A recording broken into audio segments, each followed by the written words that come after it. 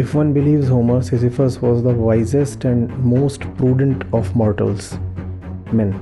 So maybe that's the punishment accorded to human wisdom. The gods do not really want the humans to be wise. What do the gods represent here? Sisyphus knows his condition, and very manfully he returns to the starting point only to start all over again the next morning. Those who entertain themselves with lies, fabrications, myths are actually a happier lot.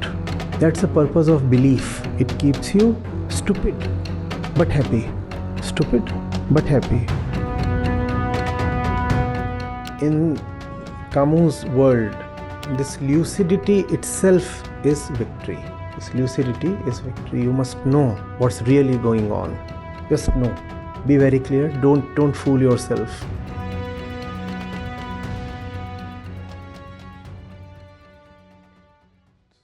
There is this character, Sisyphus, from Greek myths and Homer's epics.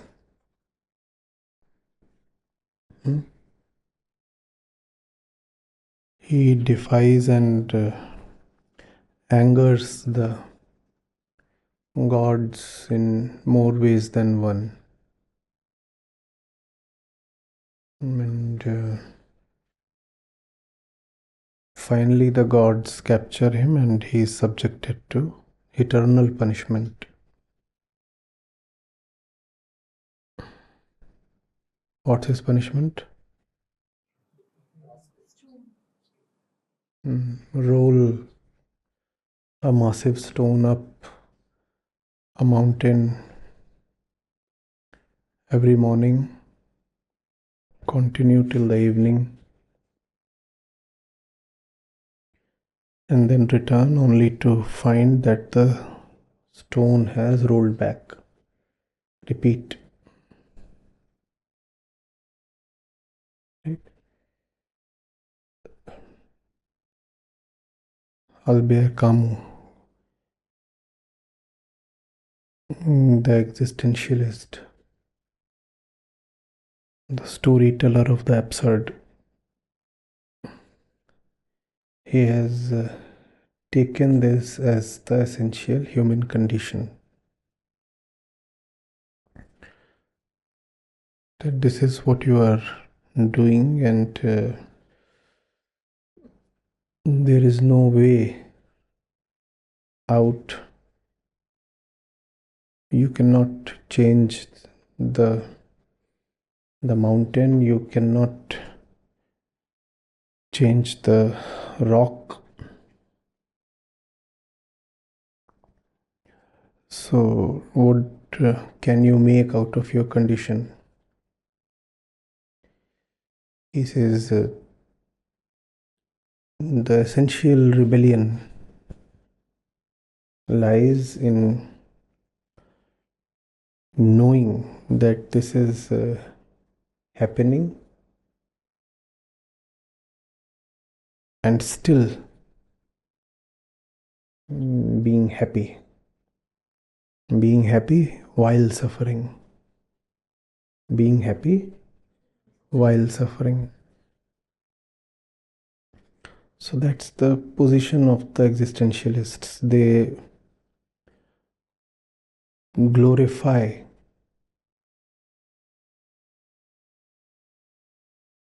rebellion,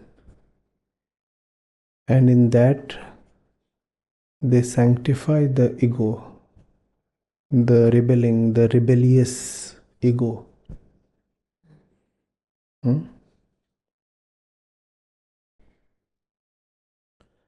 They say that dignity lies in being so lucid about fate that it becomes a matter among men, not among gods. As long as you resist it, declare that you are unhappy about it. You have taken your condition as external.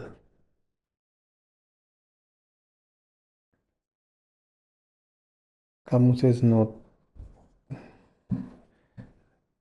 The answer to this absurd condition is happiness. He signs off by saying one must imagine Sisyphus to be happy.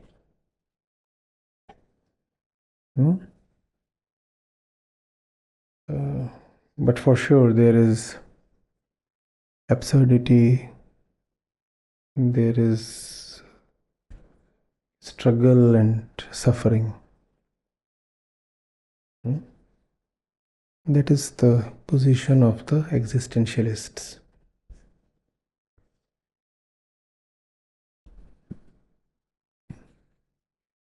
They want to reclaim dignity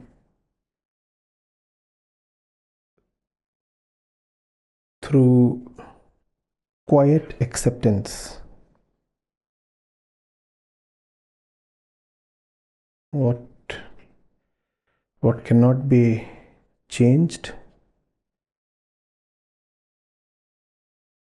must be almost tolerated as if you are happy.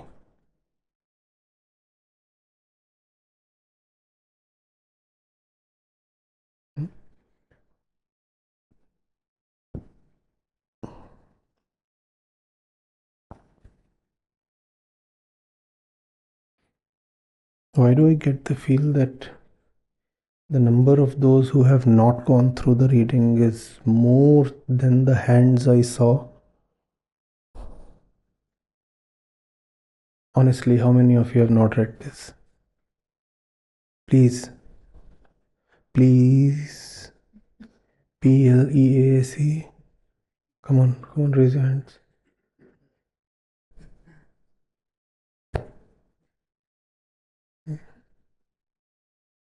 I'm sitting here since half an hour at least. Even that time could have been utilized.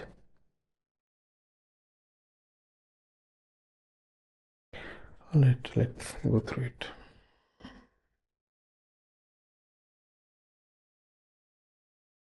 Do not care too much for the details, the names of the gods, the particular incidents. Pay attention to the central theme. Do not get lost in the subplots. There is the girl that comes, the queen, then there is death, then somebody forgets, then this, then that. All that is of peripheral value. I don't know how much time it will take to read these out. 1, 2, 3. Okay. I'll be quick.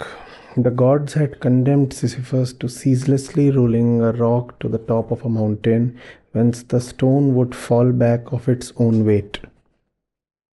Right? They had thought with some reason that there is no more dreadful punishment than futile and hopeless labor. So that's the human condition. We are born to be punished. Birth is punishment.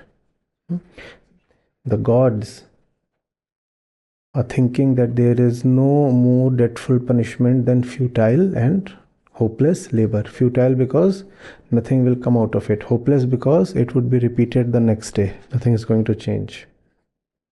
If one believes Homer, Sisyphus was the wisest and most prudent of mortals, men. So maybe that's the punishment accorded to human wisdom. The gods do not really want the humans to be wise. What do the gods represent here? Imagined forces outside of us carrying agency similar to us. So they carry egos much as we do, of the same nature as we have, but they are situated outside of us, and they have more material powers than we have, right? So that's how you would look at gods. That's how you define a god. Myths, gods in Greek myths or Indian myths or anywhere, right?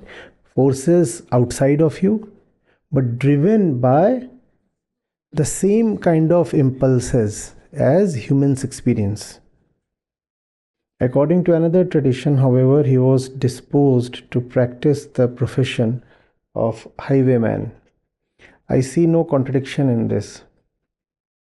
Opinions differ as to reasons why he became the futile laborer of the underworld. To begin with, he is accused of a certain levity in regard to the gods. So it seems there are many tales, but all have one thing in common. This man did something the gods didn't like, right? So he was accorded some punishment. He stole their secrets. Then Aegina, the daughter of Aesopus, was carried off by Jupiter. So this is a side story. The father was shocked by that disappearance and complained to Sisyphus. Sisyphus, who knew of the abduction, offered to tell about it on condition that Aesopus would give water to the citadel of Corinth. Don't pay attention. To the celestial thunderbolts, he preferred the benediction of water. Basically, he was wanting something earthly. He didn't say, give me a place in heaven or give me some metaphysical power or position. He said, there is something wrong with a worldly place. Please correct it. To the celestial thunderbolts, he preferred the benediction of water. He was punished for this in the underworld. Homer tells us also that Sisyphus had put death in chains. Interesting. Sisyphus had put death in chains. Now, Pluto could not endure the sight of his deserted, silent empire. Without death, empire of Pluto means nothing. He dispatched the god of war who liberated death from the hands of her conqueror. It is said that Sisyphus, being near to death, rashly wanted to test his wife's love. He ordered her to cast his unburied body into the middle of the public square. Sisyphus woke up in the underworld, and there, annoyed by an obedience so contrary to human love, he obtained from Pluto permission to return to earth in order to chastise his wife. But when he had again seen the face of this world, enjoyed water and sun, warm stones and the sea, he no longer wanted to go back to the infernal darkness. Recalls, signs of anger, warnings were of no avail. Many years more he lived facing the curve of the gulf, the sparkling sea, and the smiles of the earth. A decree of the gods was necessary. Mercury came and seized the impudent man by the collar, and snatching him from his joys, led him forcibly back to the underworld where his rock was ready for him. All this is the background. Why he was punished. Why he was punished. All that we see common in all the accounts is that he annoyed somebody. He annoyed somebody, some force of nature. You could say Prakriti herself. You have already grasped that Sisyphus is the absurd hero. He is as much through his passions as through his torture. His scorn of the gods, his hatred of death, and his passion for life won him that unspeakable penalty in which the whole being is exerted towards accomplishing nothing. Mark this. That unspeakable penalty in which the whole being is exerted toward accomplishing nothing.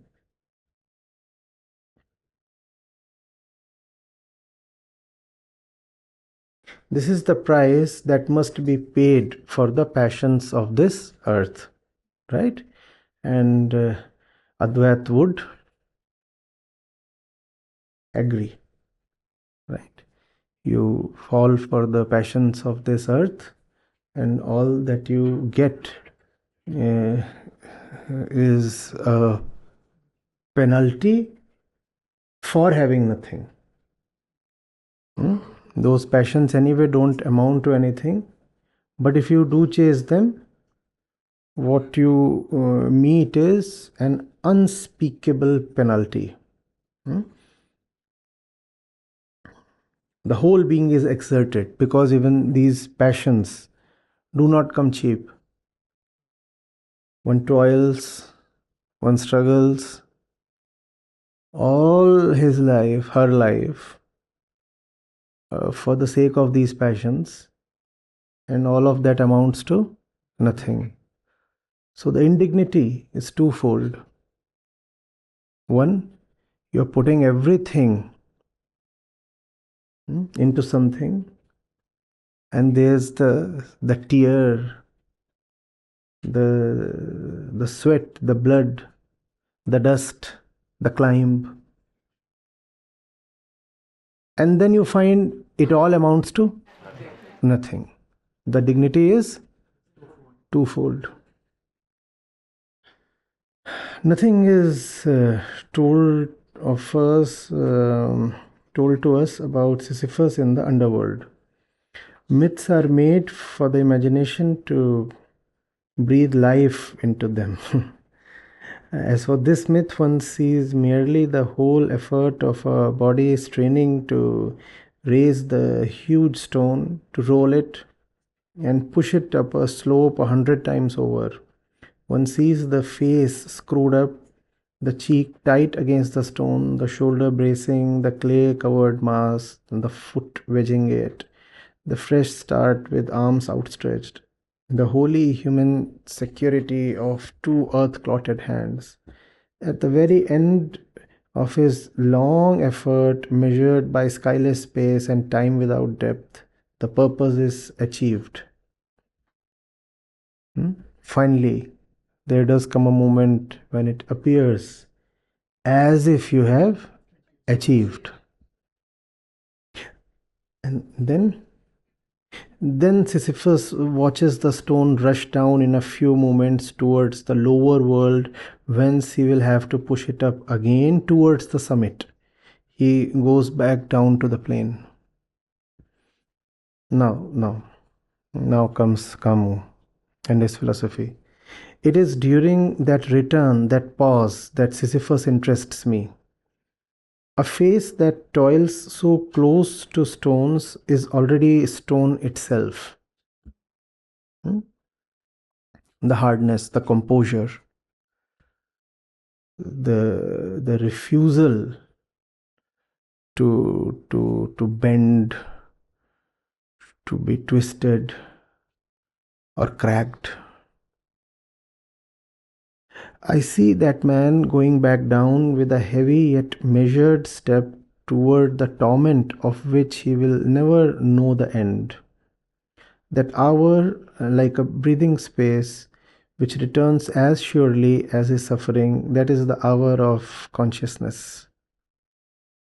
At each of these moments, when he leaves the height and gradually sinks towards the layers of the gods, he is superior to his fate. He is stronger than his rock. You have not fooled me. I know what I am doing. And in that sense, I'm not your slave.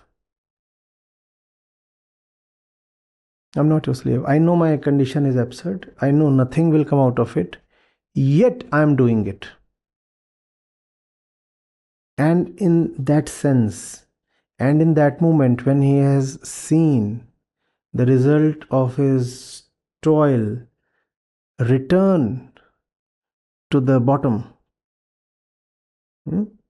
he is said to be the strongest, even superior to the gods. I'll reread for you. That hour, which hour is being referred to? When he has taken the stone to the summit and has seen the stone roll back to point zero. He has done everything. The sun is probably setting. He is as exhausted as a man could be, right? And just at the pinnacle, just at the moment and point of the accomplishment, he watches his effort totally wasted away. That hour is being referred to. That hour is like a breathing space which returns as surely as his suffering. That is the hour of consciousness. Now, this is the why is this being called the hour of consciousness? Because most people will not have the honesty, the courage, the integrity to admit that this amounts to nothing. Most people will not have the guts to admit that their life, their struggle, their toil, their passion amounts to nothing. What would they rather do? They would pretend as if the achievement has a meaning. They would pretend as if it all amounts to something.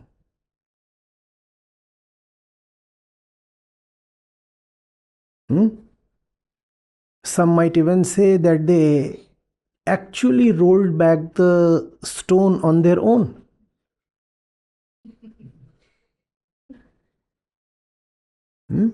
That kind of inward falseness is what characterizes the normal human being.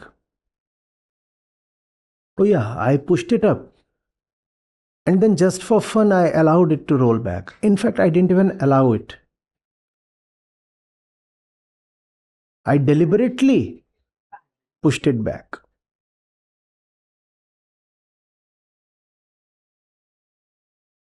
Sisyphus knows his condition, and that is being called as consciousness.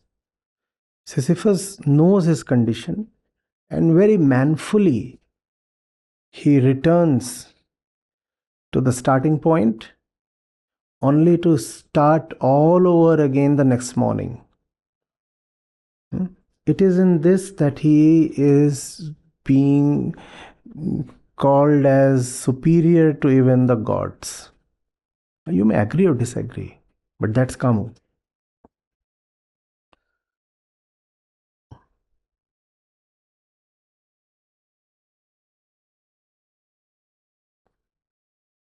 Superior to his fate and stronger than his rock. If this myth is tragic, that is because its hero is conscious. There is no tragedy for the sleeping one. There is no tragedy for those who actually think that their life has amounted to something. It is tragic in case of Sisyphus because he is not an idiot. Because he knows all of this means nothing. Right? And in spite of knowing that all of this means nothing, he returns to his routine the next morning. That's where the tragedy is. Right? Now, there might be someone who thinks that carrying the stone up every day would result in a better next birth. Now, for such a person, there is no tragedy at all. Why? Because inwardly, he's adding the number of days and the number of hours, the entire climb, the effort put in. He's totaling all of that. And if the stone rolls back, that to him is an opportunity to roll it back up again and accumulate a few more divinity points or something. Virtue points. Sisyphus knows nothing comes out of it. And yet he continues. Right? Therein lies his strength and his tragedy. Get this? He knows there is no love in this. He knows there is no gain in this. There might be someone who thinks, and there are such people. Oh, I have a deep love relation with the stone. Right? And that's fine, because two of a kind can have a relationship. The stone is unconscious. The fellow is also unconscious. So the fellow is entitled to think that the two belong to the same plane and can have some chemistry and some relationship. Why not? No? So why would this fellow be disappointed? He would say, the stone is my beloved. She wants me to chase her. That's the entire point, having a relationship. And there is so much love in my life, you see. The entire day I am holding her with my outstretched hands and pushing her. She's on top of me. Then I bring her to the climax. Yeah, that's it. And then she wants more of it, so she rolls down.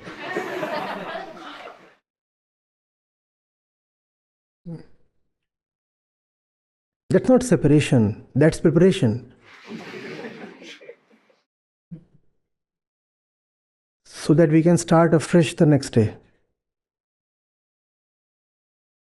In this case, there is no tragedy. There is no tragedy for those who are not conscious. Dukhiya das kabir hai, jage aur roye.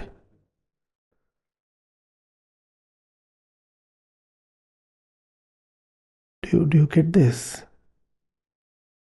Those who entertain themselves with lies, fabrications, myths are actually a happier lot.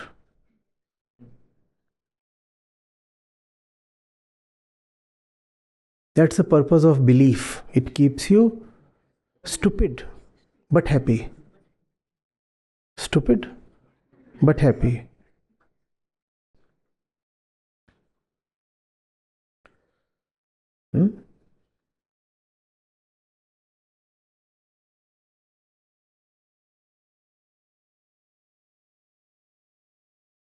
If this myth is tragic, that is because its hero is conscious. Where would his torture be, indeed, if at every step the hope of succeeding upheld him?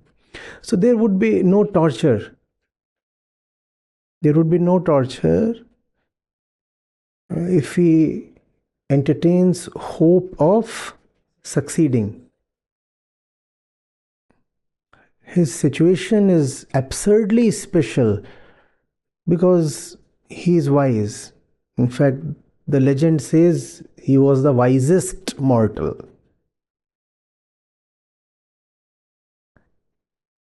He is wise. He knows he cannot succeed. He cannot succeed. But he still toils on. In that is the torture, the tragedy, the suffering, the uniqueness, and the lesson, maybe. Then comes to the standing reality. The workman of today works every day in his life at the same tasks, and his fate is no less absurd. He's comparing Sisyphus to the workman of today. But the similarity ends here. Just as Sisyphus is performing a, a task that's repeated every day.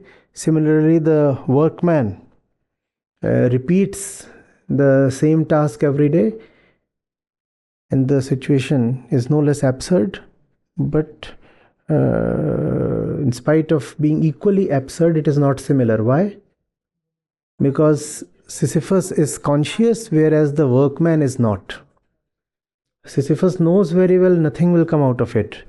But the workman thinks, if I keep working hard enough, maybe I'll be promoted. If I save more, one day I'll own a house and I'll have kids and I'll be respectable. One day I'll have my manager's job.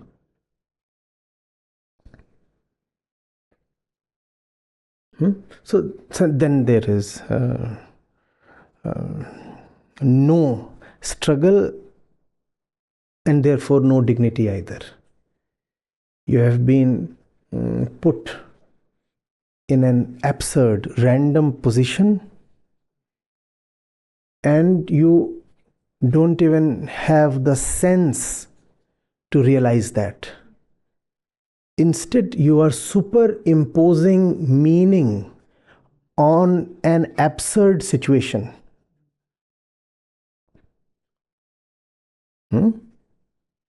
And that betrays lack of courage and integrity. Instead of acknowledging that the situation is meaningless, that life is actually some kind of punishment for you, instead of acknowledging that, you try to sweeten things by layering the deal with pretty stories, right? The rock is there and somebody is cushioning it with sweet hopes and pretty stories. Sisyphus isn't doing that. He won't say all this has any meaning, or that tomorrow would be any better, or that one is working for a glorious future. He knows there is nothing called a future. He knows it has always been like this and would remain like this.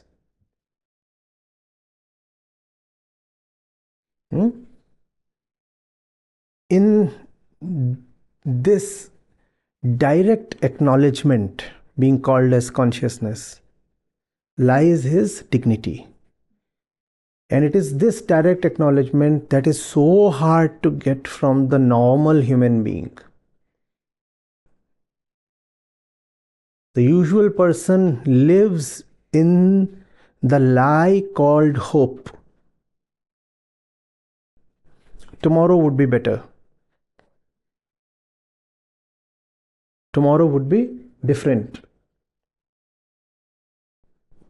No, I'm not a loser. See how many times I rolled it up. I'm not a loser at all.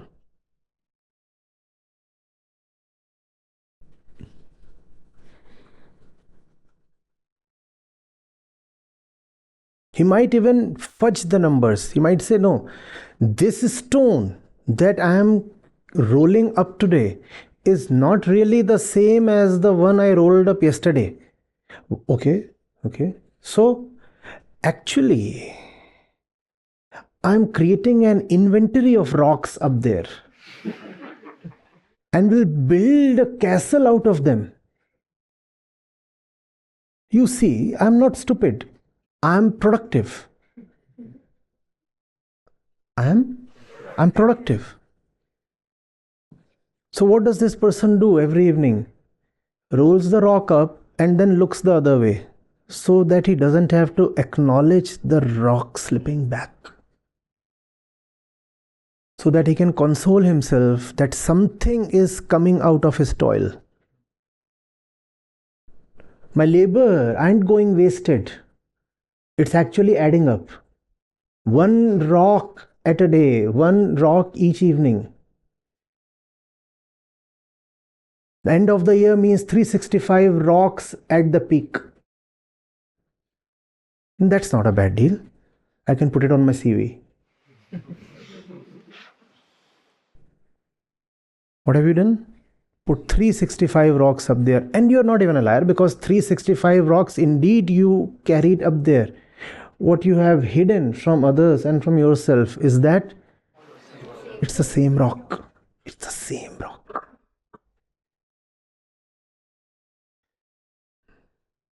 What does Advait say here? Yes. A smiling nod of consent.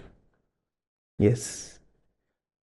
You fall in the same trap again and again.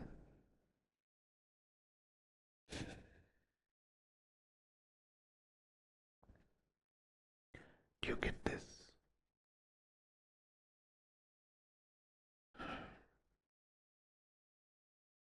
The workman of today works every day in his life at the same tasks, and his fate is no less absurd. But it is tragic. It is absurd, obviously, but not yet tragic. It is tragic only at the rare moments when it becomes conscious. When you stare at this devil called life in the face, it is only then that there is tragedy and lucidity. Now you know why we avoid lucidity, because lucidity would always be tragic. Clarity, realization would always invoke suffering. Therefore, we prefer to avoid clarity and live in illusions.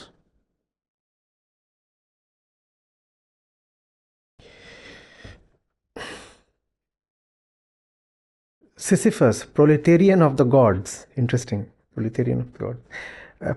Powerless and rebellious, knows the whole extent of his wretched condition. He doesn't want to lie to himself. He knows his condition. It is what he thinks of during his descent, when he is returning from the hilltop to the foot. He is reflecting on these things. He has enough time every evening. He knows his condition. The lucidity that was to constitute his torture at the same time crowns his victory. In Camus' world, this lucidity itself is victory. This lucidity is victory. You must know what's really going on. Just know. Be very clear. Don't fool yourself. Don't deceive. There is no fate that cannot be surmounted by scorn. He's saying, be contemptuous towards fate. Be scornful towards fate. Fate indicates gods here, forces outside your control.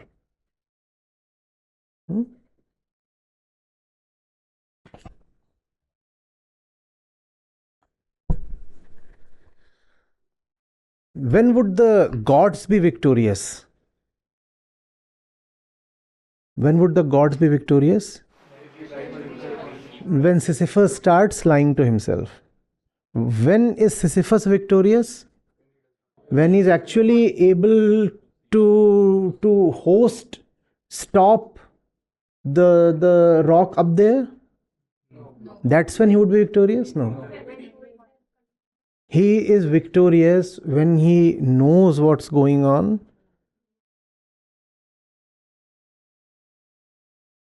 and is still strong enough to not conceal it from himself, to not deny the fact.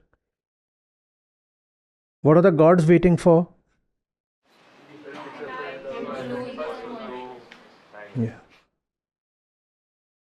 Gods are waiting for the day Sisyphus starts weaving stories. They are waiting for the day Sisyphus starts believing in victory. See how wonderful. The day Sisyphus starts believing in victory would be the day of his defeat.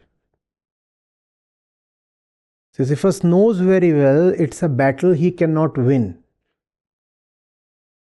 And in this fearless knowing lies his victory. The day the weight of the rock crushes his integrity to the extent that he has to resort to self-deception would be the day the gods would be victorious.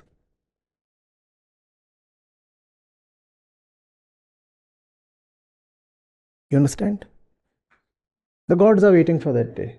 We are dealing in myths in that sense. The gods are waiting to see hope on his face, or even frustration.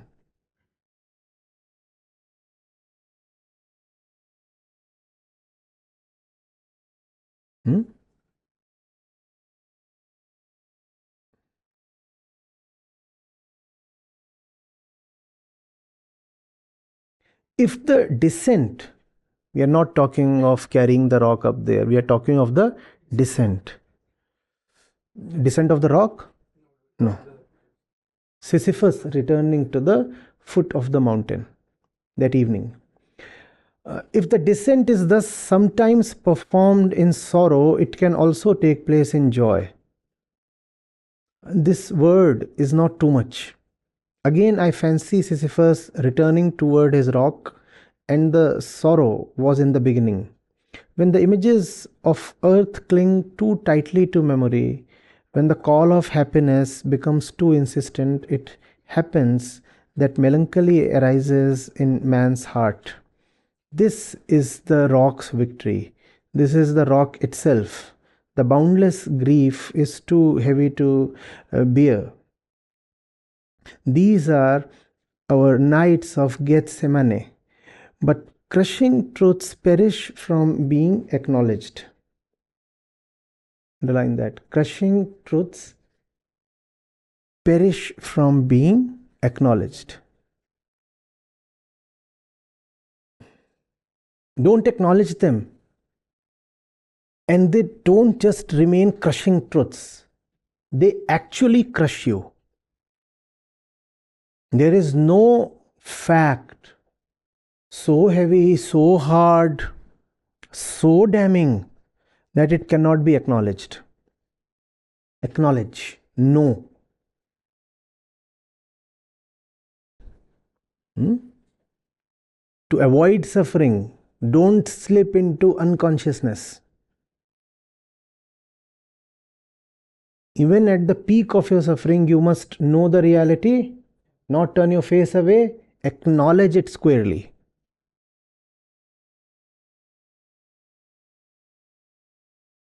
Thus, Oedipus at the outset obeys fate without knowing it.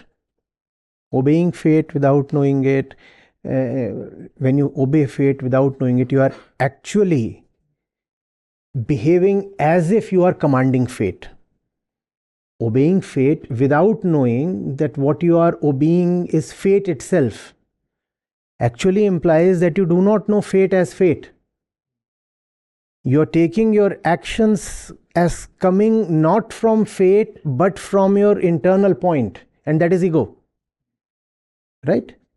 So as long as you don't see what is happening is just the play of conditioning, the dance of fate all around you, as long as you do not see that, you can remain happy in your egoic position and think you are doing this, you are doing that, and you are proceeding as per your plans towards your happiness and your secure future and those things. But from the moment he knows, his tragedy begins. The moment of knowing, it's the beginning of tragedy. You see why it's so difficult to hold you here? Why you want to run away all the time? You see that? not your fault. We would rather suffer than know that we are suffering. Knowledge of suffering is far worse than suffering itself. So we prefer to be unconscious.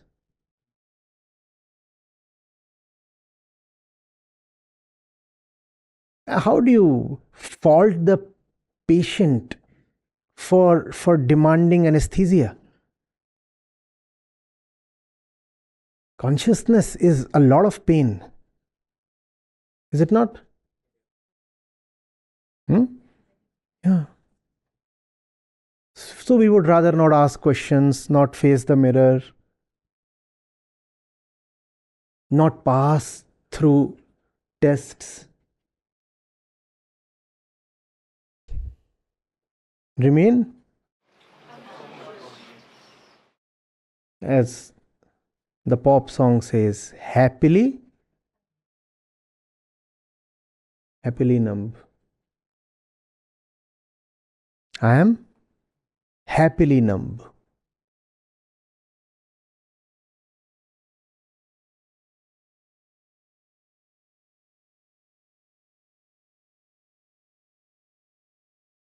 But from the moment he knows his tragedy begins, yet at the same moment, blind and desperate, he realizes that the only bond linking him to the world is the cool hand of a girl. Then a tremendous remark rings out. Despite so many ordeals, my advanced age and the nobility of my soul make me conclude that all is well. Sophocles' Oedipus, like Dostoevsky's Kirillov, thus gives the recipe for the absurd victory. Ancient wisdom confirms modern heroism. What is this recipe for the absurd victory? Knowing fully well the sheer and pathetic hopelessness of the situation, knowing fully well, not escaping it, not denying it, not sugarcoating it, knowing fully well the absurd hopelessness of the situation, I announce that all is well.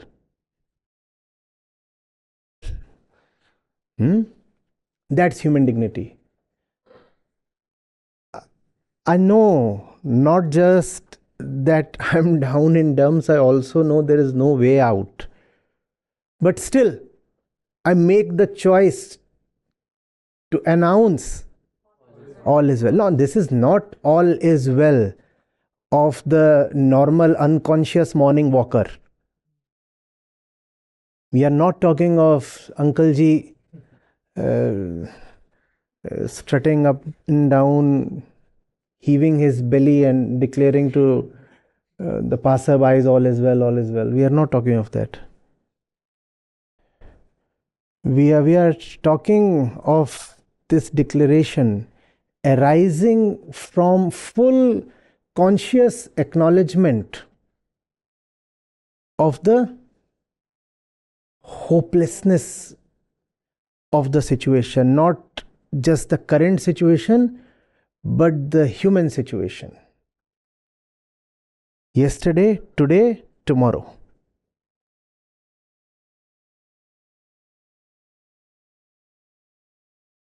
You understand what's going on? I will not console myself. I'm not here to kid myself and tell myself that all is well.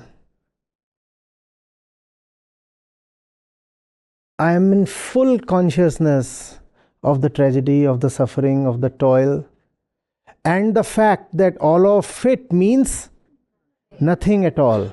I know that. And knowing that, I dare to declare all is well. that kind of heroism. That's what Camus is declaring as ancient wisdom confirms modern heroism.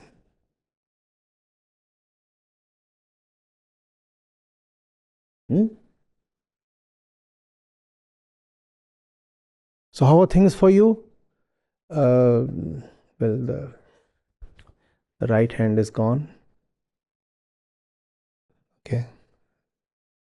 The bank account, there's nothing there. And relationships, kaput, finished. What else do you? Yeah, fine.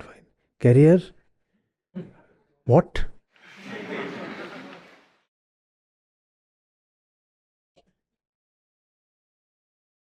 And life is great. That's the final thing. Life is great.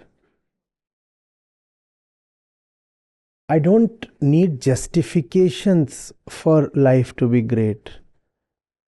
Just as the gods have put me in an absurd position, I will absurdly declare life is great.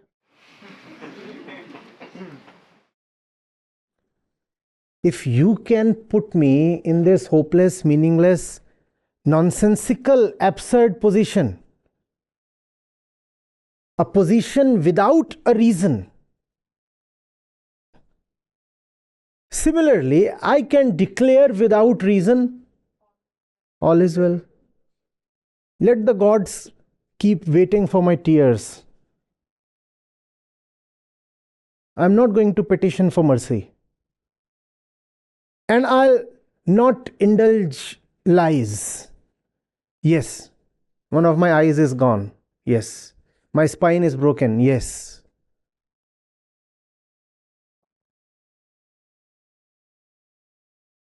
Yes. All that can possibly be wrong with life. Yet,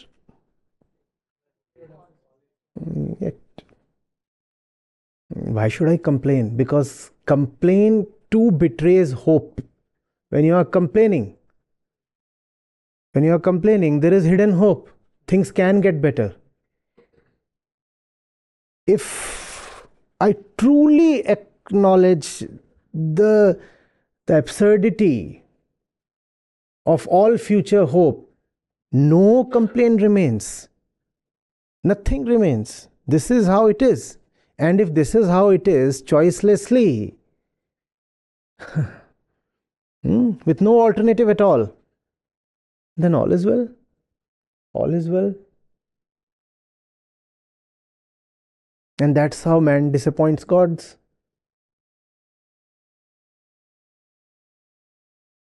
What were you expecting? Huh? I'll go to Babaji and scream and roll and ask for fulfillment of my desires. No, none at all.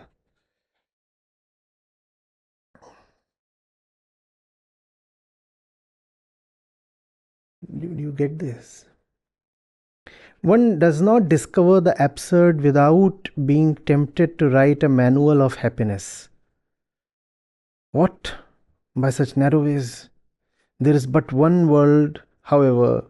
Happiness and the absurd are two sons of the same earth. They are inseparable. It would be a mistake to say that happiness necessarily springs from the absurd. Discovery. It happens as well that the feeling of the absurd springs from happiness. I conclude that all is well, says Oedipus, and that remark is sacred. It echoes in the wild and limited universe of man. It teaches that all is not, has not been exhausted. It drives out of this world a God who had come into it with dissatisfaction and a preference for futile suffering. It makes of fate a human matter which must be settled among men. Beautiful line.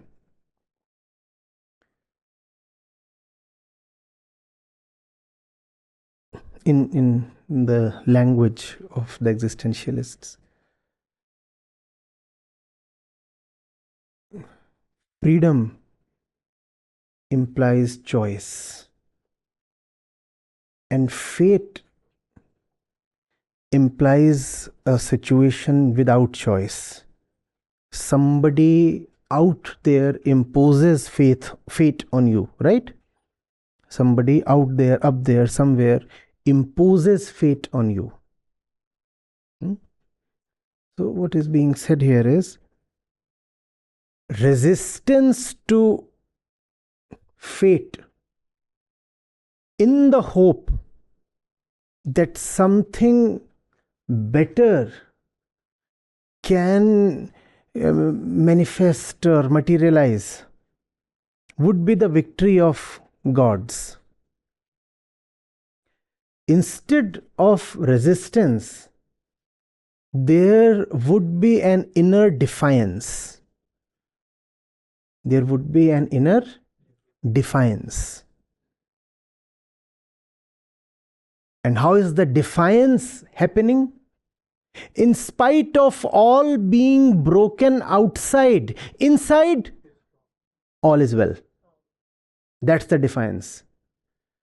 The gods, you have broken everything possible on the outside. My defiance lies in declaring that inside, all is still well.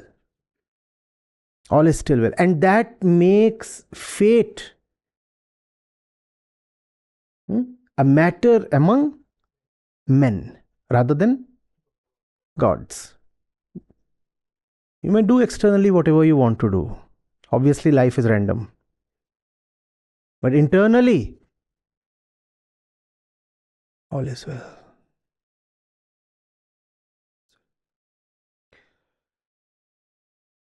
All Sisyphus' silent joy is contained therein. His fate belongs to him. His rock is a thing. Likewise, the absurd man, when he contemplates his torment, silences all the idols. In the universe suddenly restored to its silence, the myriad wandering little voices of the earth rise up.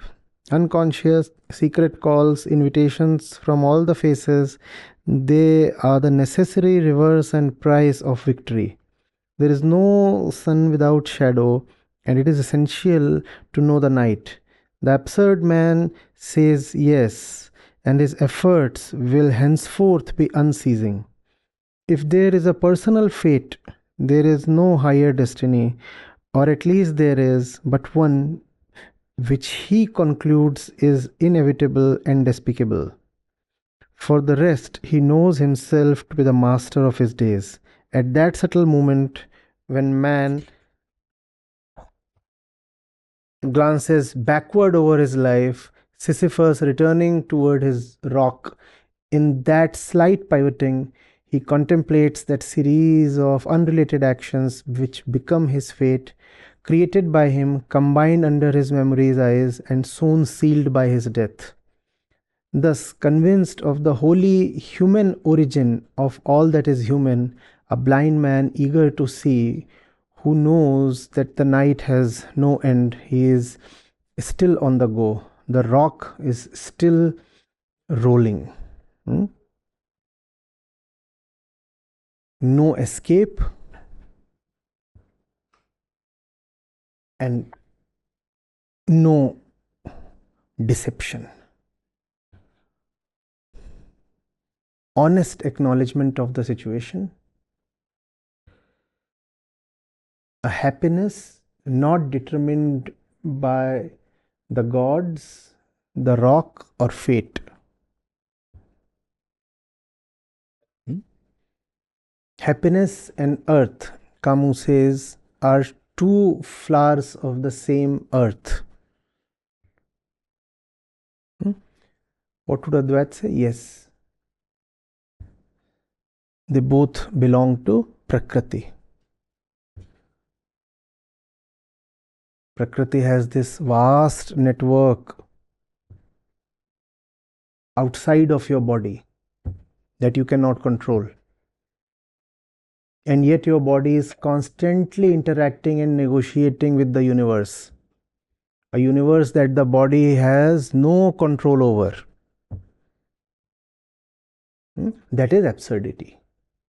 That is absurdity. And what is happiness? Advait would say that same body gives rise to the I sense. And this I sense, in spite of arising from the body that arises from the universe, still has the choice to be free. The body cannot be free of the universe. But very interestingly, the I sense that arises from the body and this body arises from the universe, this I sense can be free of both the body and the universe. The daughter can do what the mother cannot. Who is the grandmother? The universe. Who is the mother? The body. Who is the granddaughter? The I sense. The body cannot be free of the, they are one.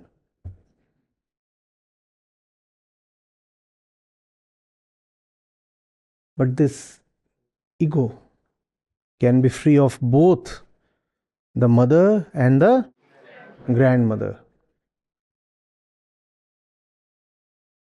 You get this? I leave Sisyphus at the foot of the mountain. One always finds one's burden again.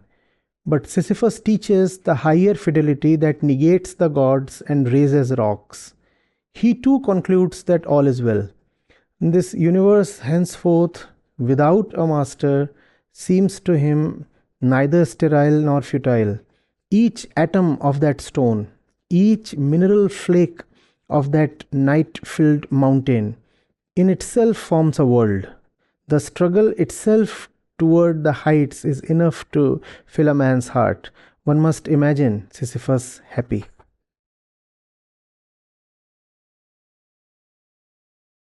Now,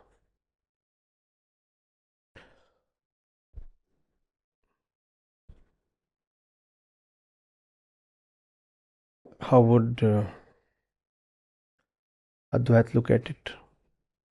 The whole thing. The load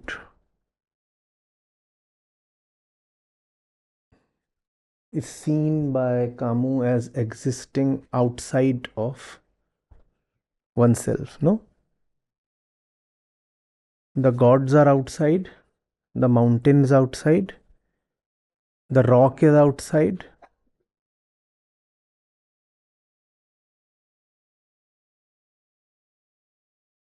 And therefore there is so much talk of the fate, even if in terms of defying it. Advait looks at the whole thing and says,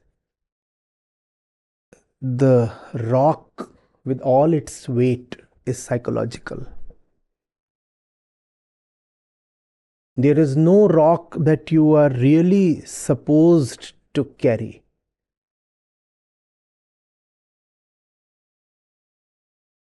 Advait would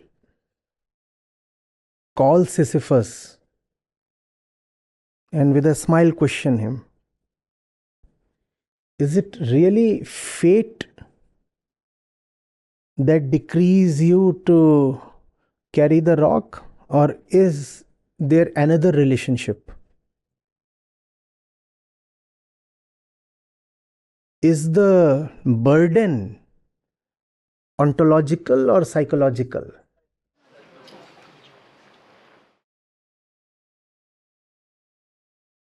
Who chose the mountain? Who chose the rock? Who is choosing to descend every day to the ground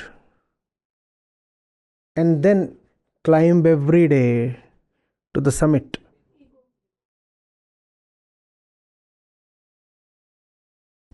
Why must the ego not be questioned? Instead of putting the spotlight on gods and fate, why not put the spotlight on the doer, on Sisyphus himself?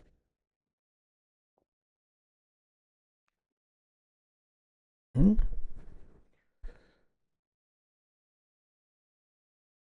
What is seen as absurd and tragic by the existentialists would be appreciated by Advait, but also seen as something of a joke.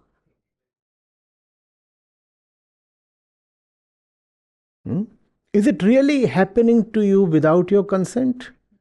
If you can be free enough to say all is well, you're also free enough to drop the rock. Why carry the rock and then display heroism by declaring all is well? Defiance is needed only when there is an external force to be countered. Advait tells you there is no external one you are fighting or countering. So don't try heroism there. All your struggles are internal. The rock is in here.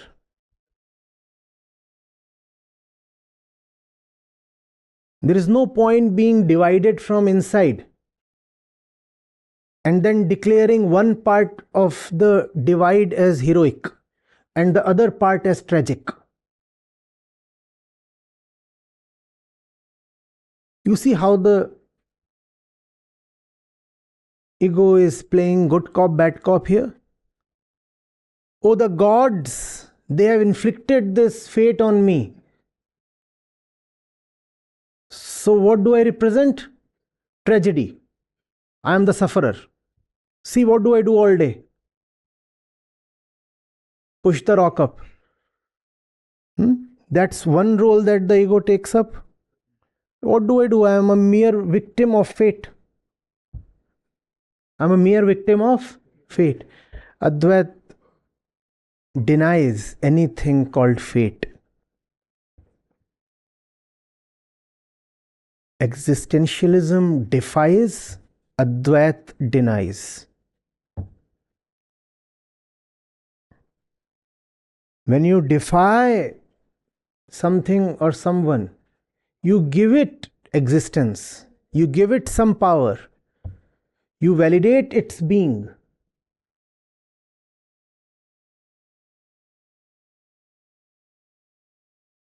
Advait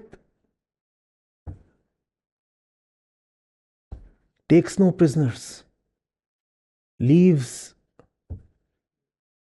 no spaces, gives no concessions. Non-duality means nothing given, nothing taken. I am the absolute. So nobody there, out there, even to defy. No, sir, I have not defeated you. I have denied you.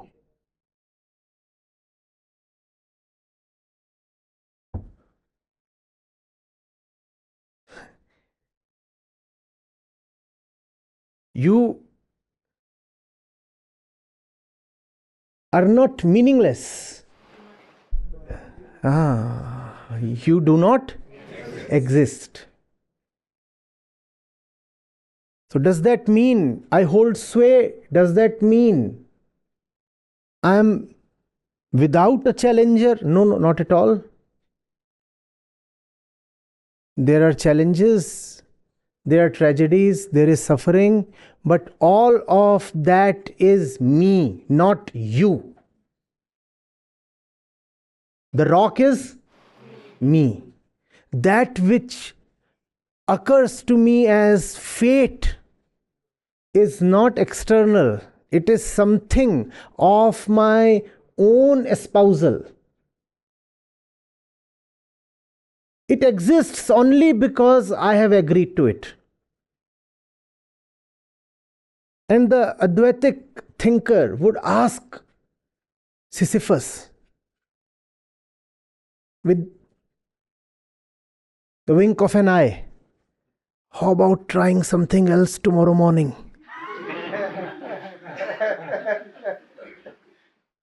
there is a nice spring and a river close by. Can we give this routine a break? And this would be the moment of reckoning for Sisyphus. Yes, there is choice. There is choice beyond the existential kind of rebellion. Oh, the existentialists were really proud people. They were the biggest rebels of their time. That's not too long back, just half a century and a little more. Advait would say, no, rebellion does not lie in defying fate. Rebellion lies in knowing that only the ego is subjected to fate. If you remain, fate remains.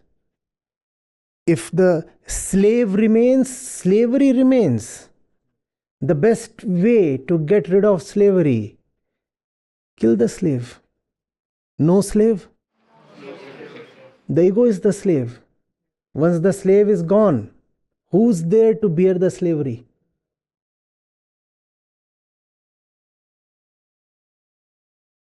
Yes, you can be heroic in the way you carry your slavery. But Advait has no space for childish things like heroism. Advait would say, why carry the slavery in a heroic way? Better be liberated. Drop the rock. For the rock is not outside of you. No point being the tragic hero. Tragic heroes have no place in Advait. Satchidanand. Nothing short of joy is your nature. What is this wounded warrior persona you are carrying?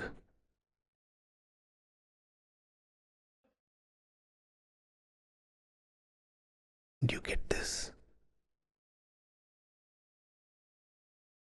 No gods can command you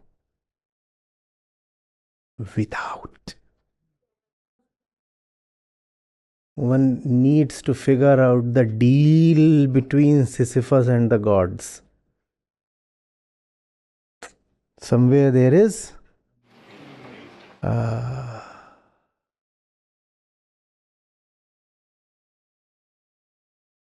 you get this? Why must Sisyphus remain the one who was condemned by the gods?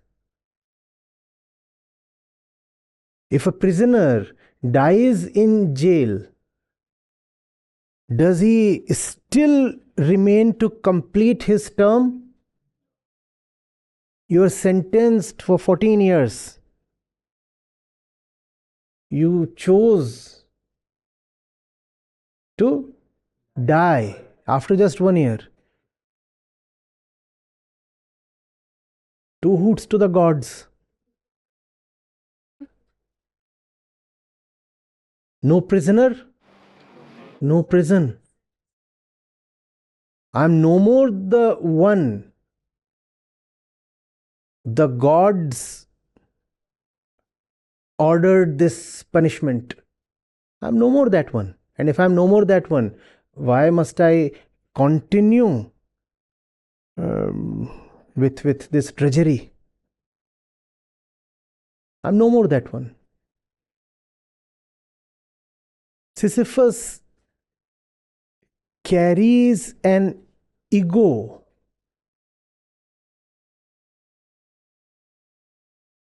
keeping promises.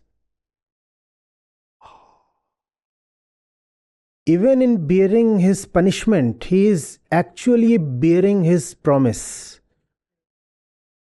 A promise he has made to the gods. What's the promise?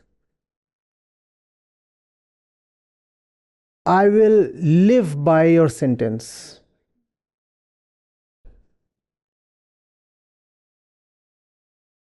I will carry out your judgment.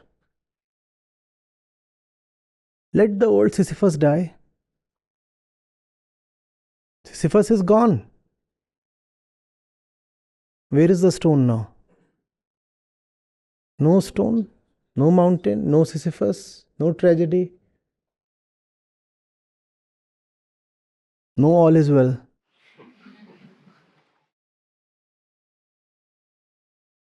So they say all is well. Advait would say all is, I am not. All is, I am not. If I remain, only then I remain to declare whether all is well or not. All just is. Wellness or the lack of it is subjective judgment. The subject is gone. The subject is gone, all is.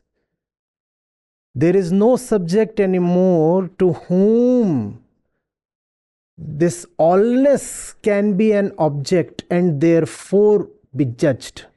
There is nobody anymore to judge the allness. So all is just there. All is all. No I separate from the allness. All is, I am not.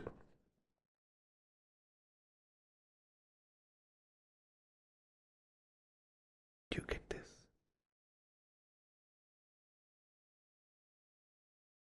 So existentialism would posit two levels of the ego.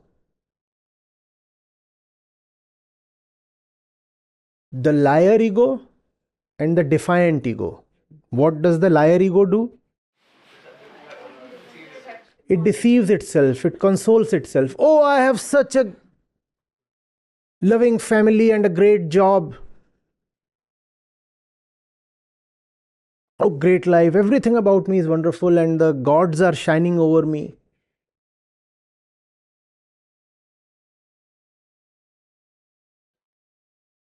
I'm so popular among my friends. I have a great security network. If ever there is a situation, I have 100 people to fall back upon and trust and gain some support from. Right? Inwardly, he is always afraid because lies are never secure. That's the common man. In the backdrop of the common man, Camus raises Sisyphus. What does Sisyphus do? Sisyphus refuses to believe in stories. Sisyphus acknowledges that it is bad today and remains hopeless tomorrow.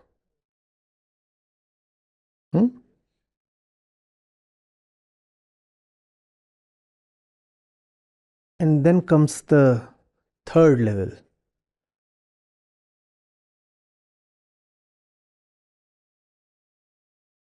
Non-dual lens. What does it say?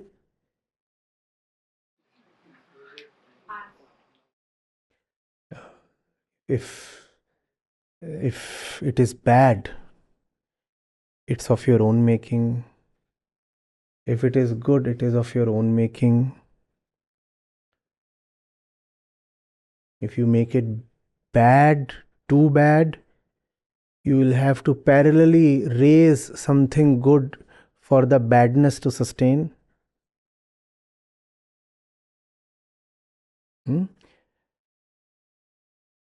Which means the second level cannot exist without the first one. It is only in the backdrop of the common worker that Camus comes up with the heroism of Sisyphus. Had the ordinary worker in post-war France not been the kind he was, Camus would have no reason to come up with Sisyphus. Right? Slavery and defiance are dualistic counterparts. Slavery and defiance. Sisyphus defies in his acknowledgement. The common man surrenders. Sisyphus defies, acknowledges and defies. And what does Advait do? Denies. Why must this game be played at all? Why must you first of all accept fate and then defy it? Why must you first of all even acknowledge a power outside of you? By acknowledging a power outside of you, very cleverly you give your own existence some validation. Because if something is outside of you, something is inside of you.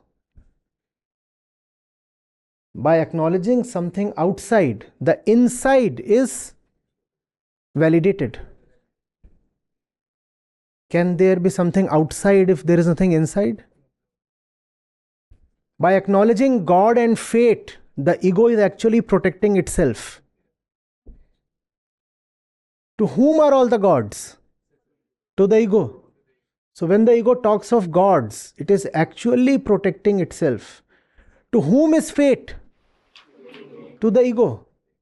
Therefore, what's the point in defying them when they are your own mirror images? If you want to defy, defy yourself. If you want to defy, defy yourself. The rock is inside. The rock is inside. And yes, the work is beautiful. It's a masterpiece. Timeless masterpiece. Referred to endlessly in that intellectual world. Sisyphus denotes much more than a mythical character.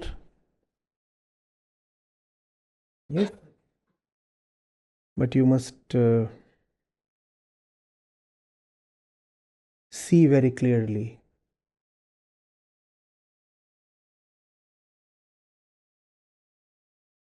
It's not heroic fighting demons of your own making.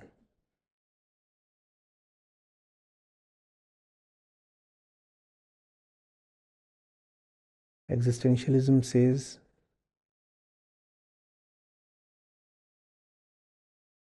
fight the demons. Pop culture Lokdharm says succumb, surrender to the demons. Advait says the demons are of your own making. And fighting them is childish rather than heroic.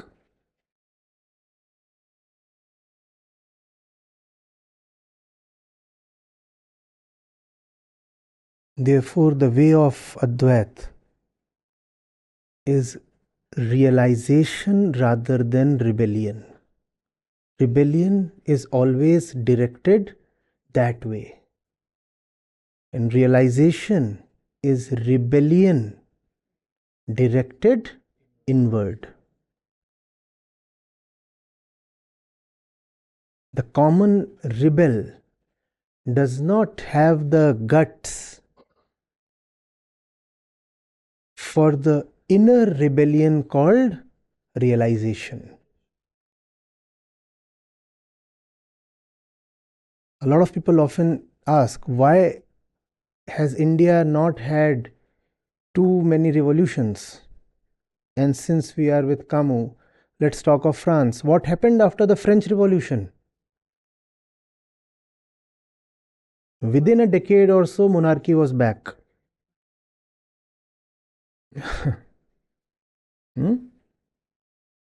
I'm coming from the article just completed today, and you will find it tomorrow or day after.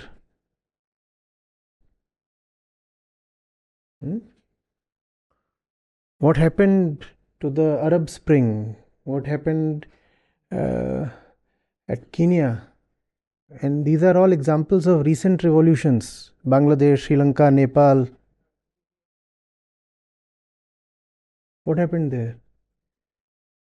A revolution directed outward is bound to fail. You can collapse something on the outside, that same something will now rise from the inside. You can flatten something on the outside. That which you are flattening on the outside will now rise from inside, because it was anyway always inside. No point flattening it on the outside. Why hasn't India had revolutions? Because India has had realizations. So the need for the external kind of revolution was not that much. Though one would have preferred a few teeny weeny revolutions at least, just for fun.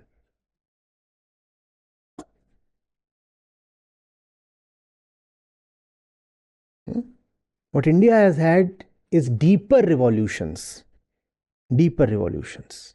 When what you want to bring down is not outside of you, but inside of you. Inside of you.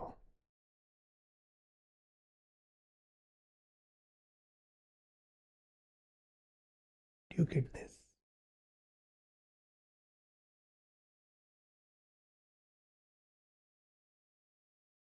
This will be the fate of all post-revolution societies.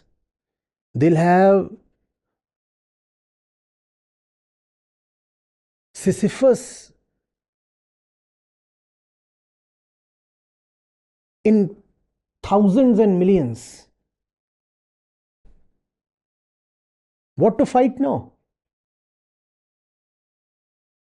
Those who could have been fought have been fought and defeated. And what do you do now? You are to live the normal life. There is no external oppressor left anymore. What happens? Tell me of the post-revolution scene. The external oppressors are all gone. We are venturing into the utopia now, right? All the external oppressors are now gone. What are you left with? You are left with Sisyphus. Since the external oppressors are gone, so just repeat your routine. And you now cannot complain against anybody sitting outside.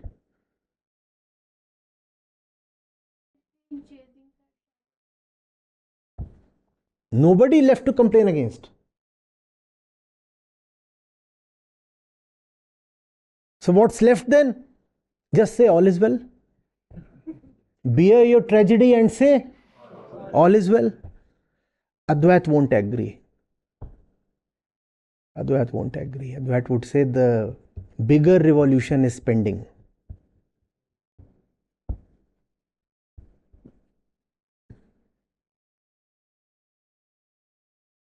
Getting it? Don't talk so much of gods and fates and legends and stories and rocks and mountains and mornings and sunsets and sweat and blood and dust. Don't talk of all that. All that is your own choice, your own creation. At least psychologically your own creation. The rock exists outside of you. Yes, but your relationship with it exists inside of you. So don't complain that the rock is the burden. The relationship is the burden. Why can't Sisyphus simply sit over the rock and croon and enjoy a decent picnic? It's afternoon and Sisyphus has refused work. What is he doing? Rather sitting on the rock and singing some rubbish song just to irritate the gods. Why not?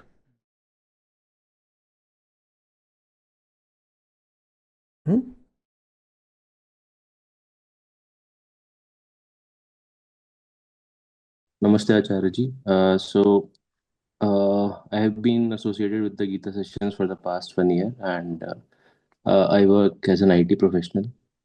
So, my question was when I heard at the start of the session that Sisyphus has like that honesty and integrity to accept that like that whatever he is doing is mundane and won't bear or won't come to any fruition.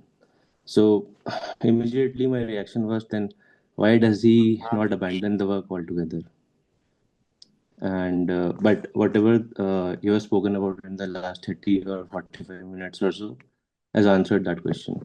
So yeah, my question has been mostly answered.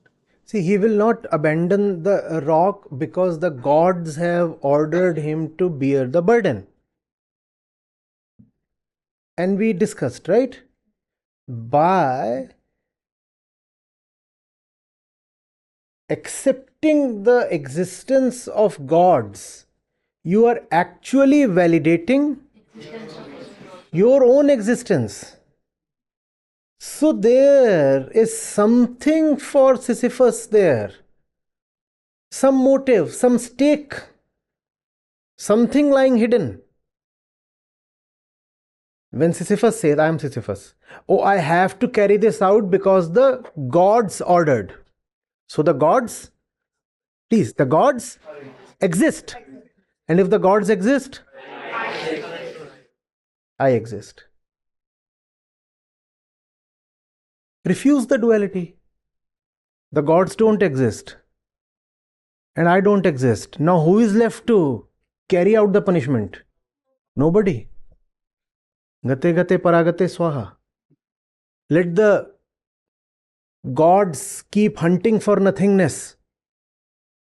They can chase me only if I exist. I'm dead. How will you chase me? So yeah, there's an implicit. We are not talking of something bodily here. I hope that is clear. We are talking of the inner existence. You're talking of inner existence. Remember, the myth does not include a supervisor. No CCTV, no supervisor, no account keeping, nothing is happening. Sisyphus is operating on his own, which means he has internalized the decree, the order. Do you see this?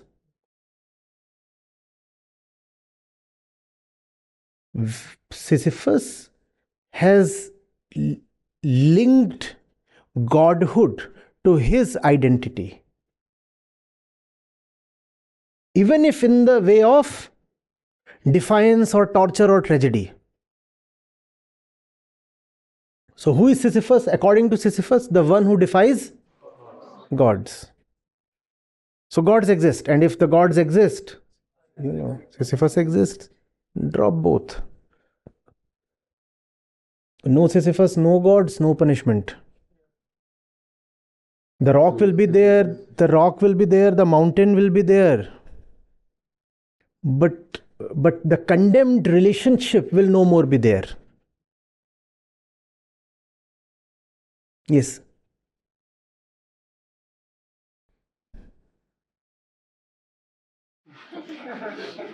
This is the impact I can have.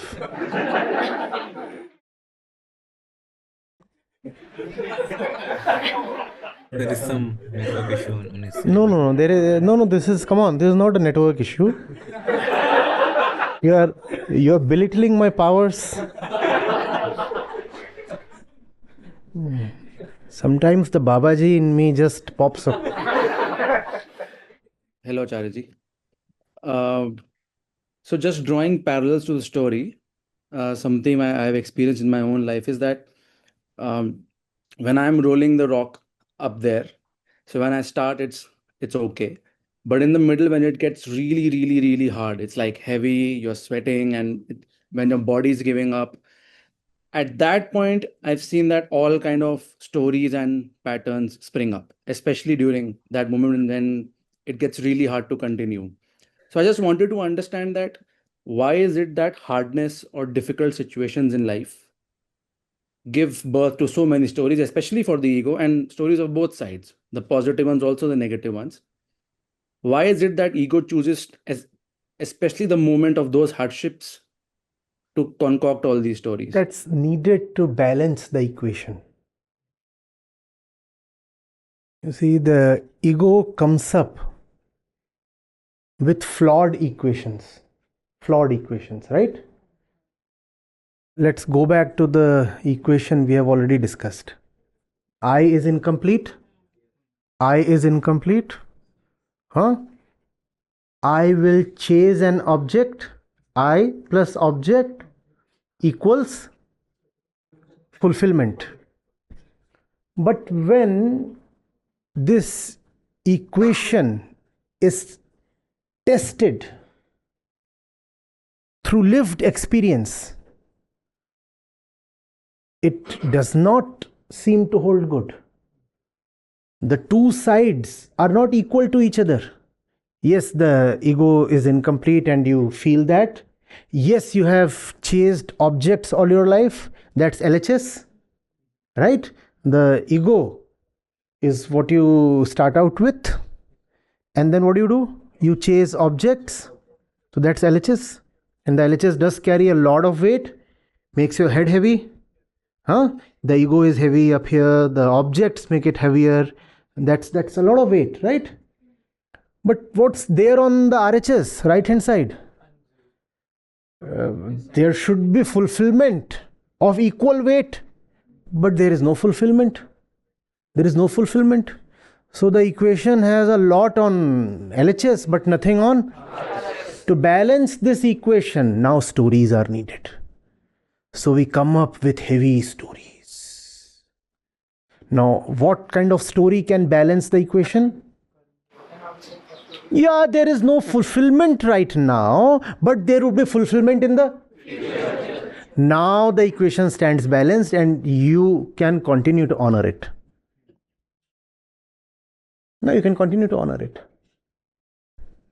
Oh, I could have been fulfilled, but somebody deceived. You add that story.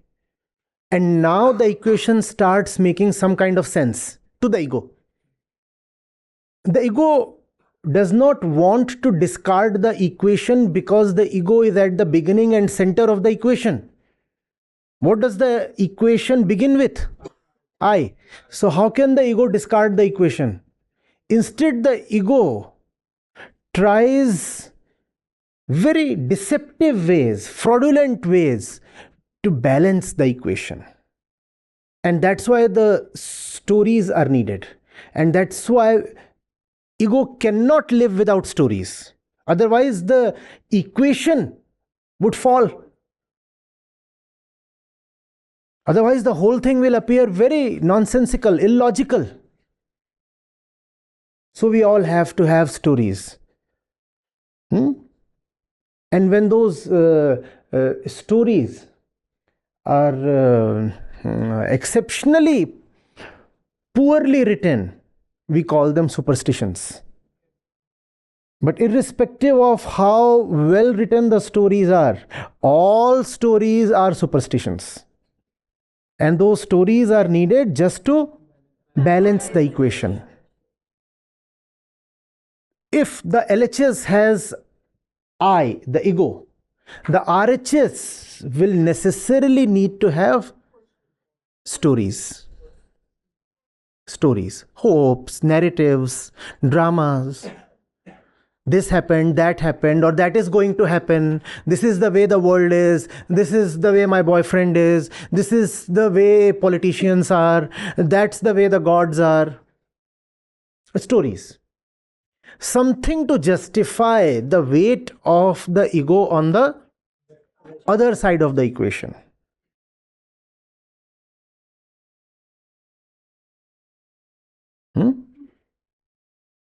Think of a seesaw. For it to not appear altogether crude, it has to be almost balanced, no? Otherwise, such a fat one sitting on one side and the other side suspended up there in the sky is comical, absurd. So what does the ego do? Places a story on the other side of the seesaw so that the whole thing looks nice. Yeah. Balanced. How to detect ego? See where the stories are. See where the narrative is. Narrative without facts, or narrative built on cherry-picked facts. Sweet lies. Justifications. Always validates the ego. That's the only reason stories exist. All stories are there to cushion the ego, to give it some safety, some purpose, some validity.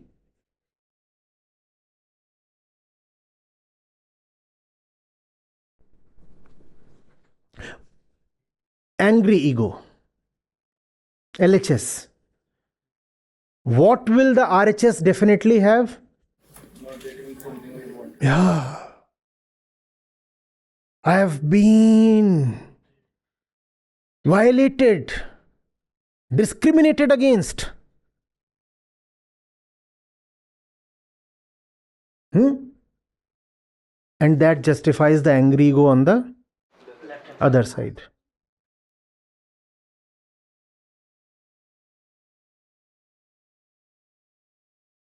Get this? Now remove the ego and you find something interesting happening. LHS is ego plus action. Ego plus action. RHS is fulfillment plus narrative.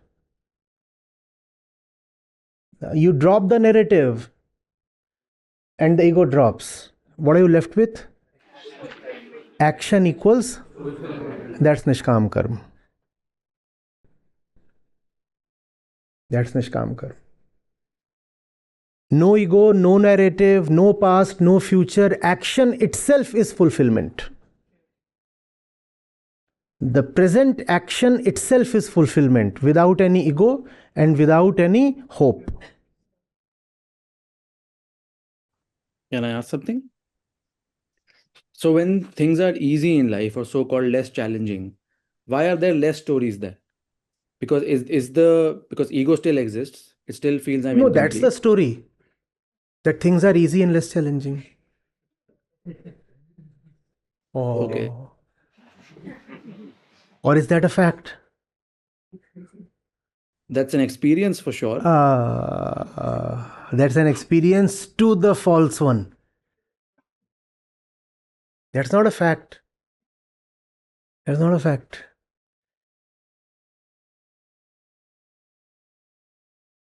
You can make things less challenging by just snoring away. Being unconscious is the best way to avoid any challenges. Let the jungles burn. Let the oceans be poisoned. Life is good. That's my lived experience.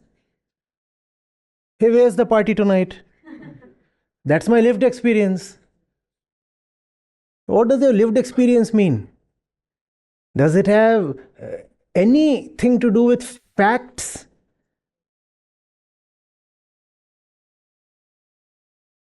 But let's say I'm assuming I care about the jungles and I'm on the path to do something about it.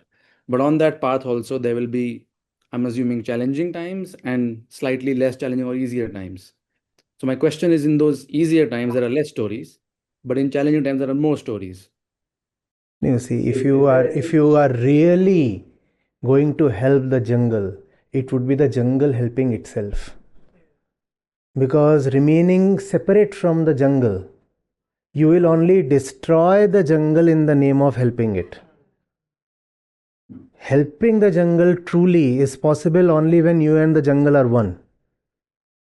In that sense, it would be the jungle helping itself or you helping yourself. You then cannot say, I am helping the jungle. Either say the jungle is helping itself in my form, or say, no, I am helping myself through the jungle. But you cannot say that there are two distinct entities, you and the jungle, and still you are of help. No. If there is distinction, if there is division, there would be violence and only violence.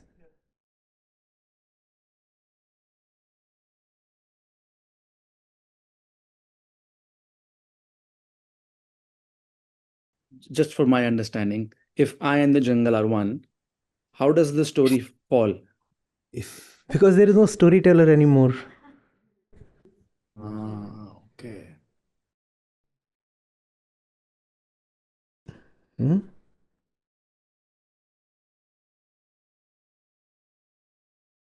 So all stories are to the ego and by the ego. Obviously. All. Obviously. If you are carrying your stories to the jungle, what's going to be the obvious nature of those stories? No, by saving the jungles, I'll maybe get a UN medal or a Padma Vibhushan, or at least some moral stature in my own eyes. Something. Because that's what the ego lives for.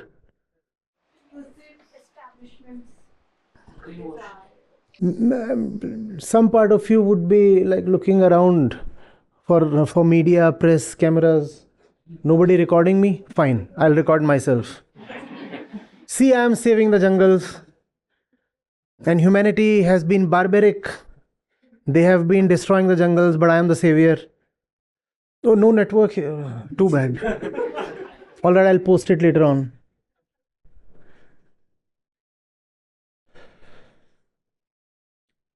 Environmentalism is a huge industry. You understand how many people are benefiting out of environmental collapse? Not because they are destroying the environment, but because they are the ones trying to save the environment and being paid heavily for that. Huge funds go towards all these campaigns. Entire organizations exist benefiting from those campaigns. Saving the jungle is maybe more egoic than even destroying the jungle.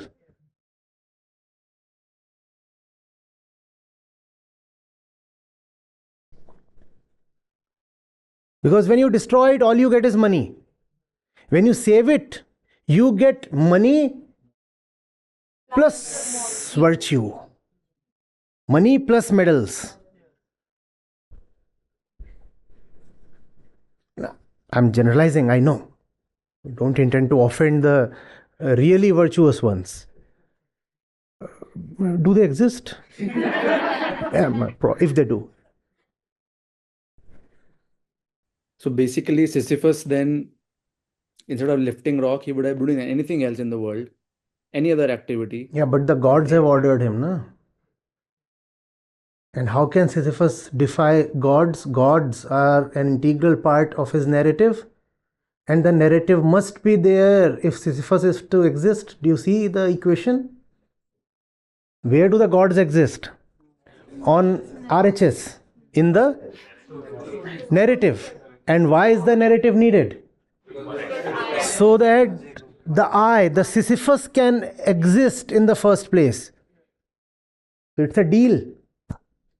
Sisyphus can drop the gods by dropping himself from the equation. By ending himself. Sisyphus can not just defy the gods, but actually slaughter them.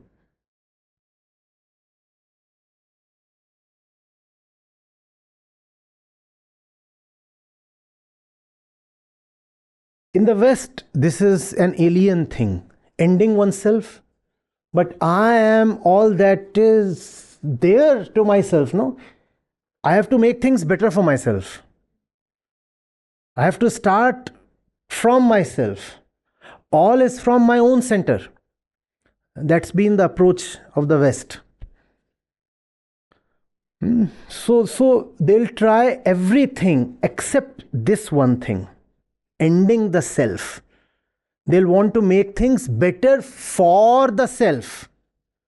They will never want to drop the self. Are you getting it? Somewhat.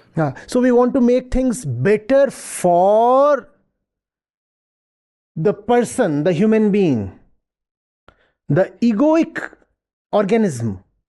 And things can be made better for him by, for example, transporting him to Mars. Let's say technically that becomes viable. Right? So that will be accepted.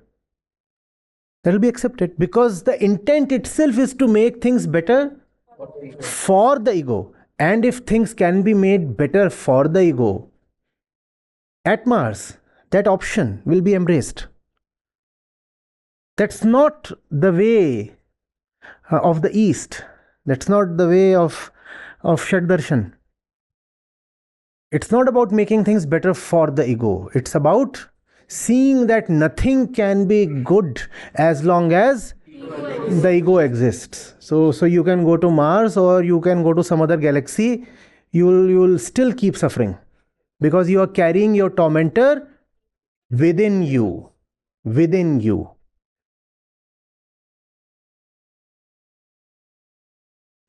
All right.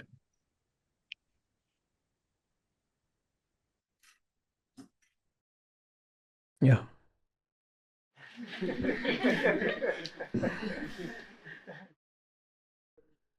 A better narrative is needed.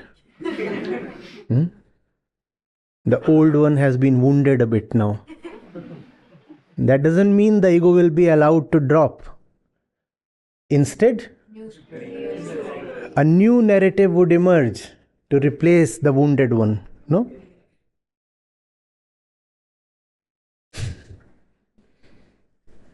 It's very difficult to fight stories. Very difficult. They are similar to empty space because they are false. There is nothing there. They are like empty space. How do you fight stories? How do you fight narratives? Please tell me. By questioning. Very difficult, sir. Very difficult.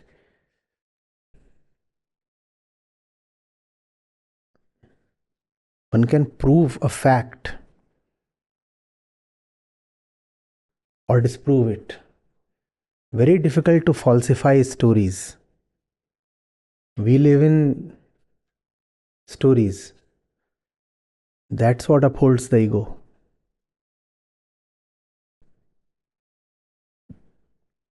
What we see sitting here are not people. We are stories. Your entire personality is a story. The way you look, the expression on your face, all of it is a story. And the story is false. Every syllable of it is false.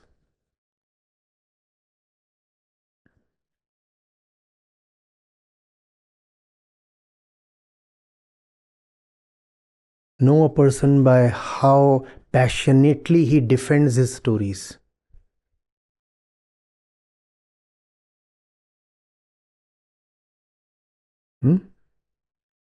That's the stubbornness of the ego.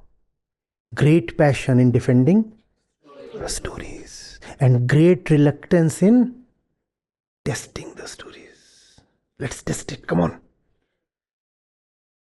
Hey, here's this little teeny weeny 15-minute examination. You want to try it? No, it starts at 9 p.m. every day. and less than a quarter of the community chooses to test their stories.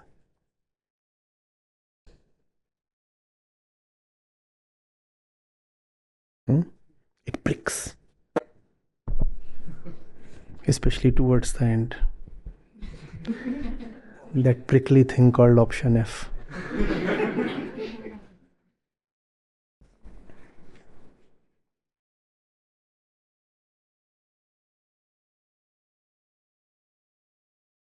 Come on, tell me, what would you be sans your stories?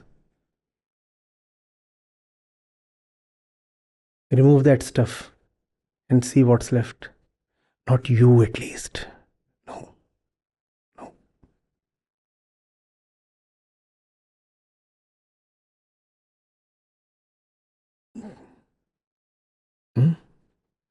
A silence falls even when you try to just as much as imagine it. You can't imagine the peace.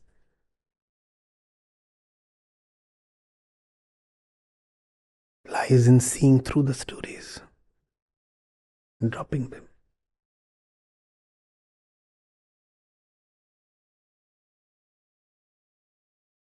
There's nothing. Just. And once the stories are gone, you are available for real action.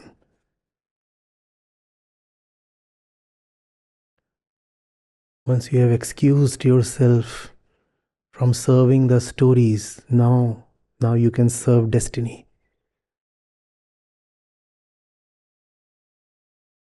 Yeah. Imagine a person busy serving stories all the entire life spent just serving stories. And the stories are so demanding. Yeah. The stories are extremely demanding. They consume all that you have, every bit of it.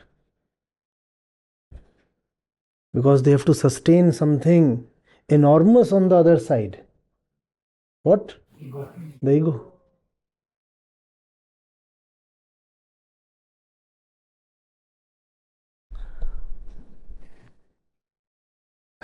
It can't be thought of, but still think of the freedom.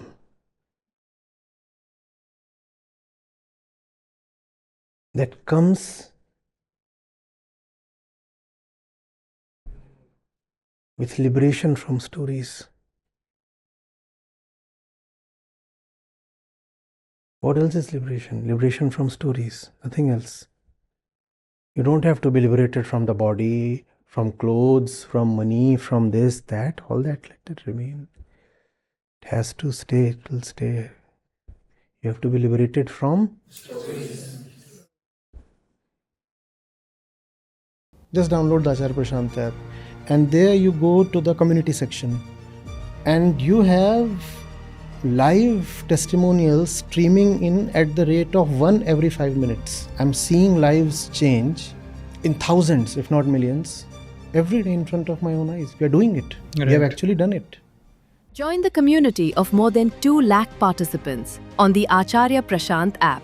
Your first month is completely free. You'll get full access to Gita Mission.